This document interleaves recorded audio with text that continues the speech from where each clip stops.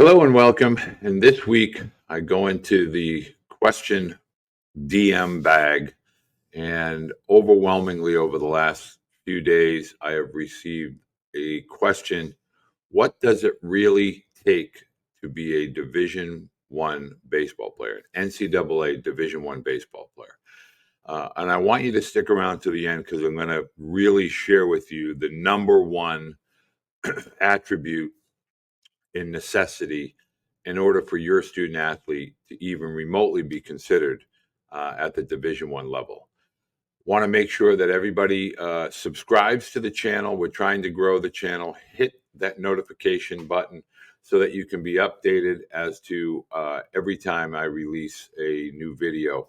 Going to be making sure that we're adding different types of content, so be sure and hit that subscribe button. Division One baseball, it's really exploding in popularity. We see it on television every year, obviously during Omaha, but during the early spring and in through the month of June, college baseball, now all the way down to the junior college level, is on television in some way, shape, or form. So what does it really take to be a Division One baseball player? Now, if you're a fan of the channel or a regular viewer of the channel, you've heard from a litany of college coaches that all use one particular word right out of the gate. We're going to start there, and that is physicality. I think a lot of parents are chasing the travel ball train far too long.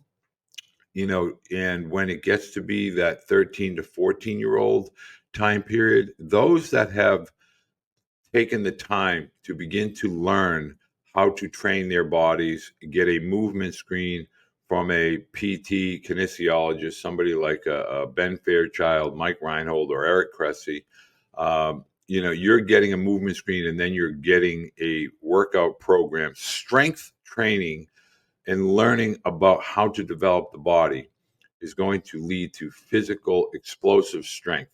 And every college coach to a man speaks very, very specifically about the need for physical skill, meaning physical strength, how to impact a baseball, how to throw a baseball with authority. That comes from strength and physicality.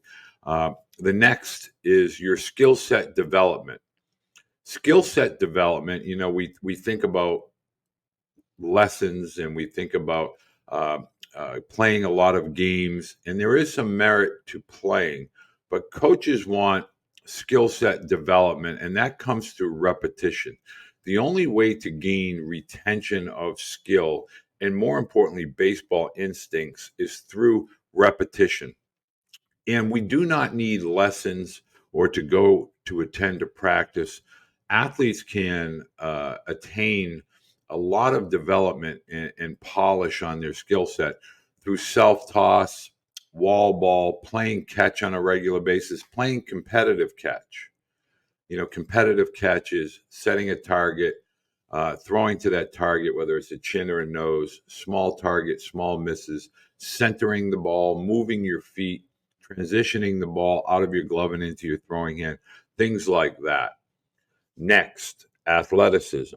Now, athleticism, we hear every single coach talking about being able to be moving fluid, athletically, consistently.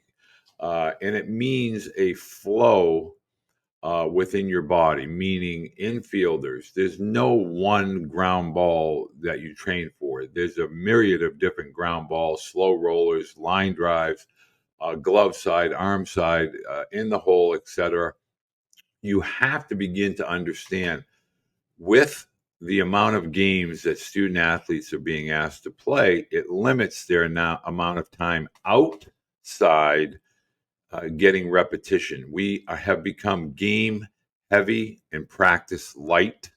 College coaches are starting to shine a little bit more of the focus with regard to the practice time, increasing the practice time, increasing the repetitions, being versatile, being able to play multiple positions. If you're a center fielder, learn how to play maybe an infield position. If you're an infielder, maybe learn how to catch. those types of attributes are going to help you with regard to obtaining a Division I roster spot. And before I go on, I want to let parents know that a good way to check in a lot of schools is the new Baseball Blue Book app. The Blue Book app is now all redone, polished, brought up to speed with regard to the latest information and content for each and every school and university, but also equipment manufacturers, physical trainers, strength trainers, skill set developers and trainers, anything and everything to do with baseball. If it has to do with baseball, it's going to be in the book.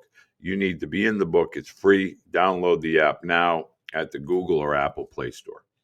Okay, now the number one method for your student athlete to get between the lines at the Division I level.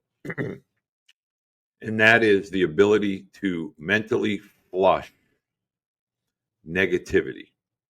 It has to do with a positive mindset. To play Division I baseball, we talk about the physical, we talk about the skill, we don't talk enough about the mental. Playing Division I baseball is extremely challenging to a student athlete's mindset.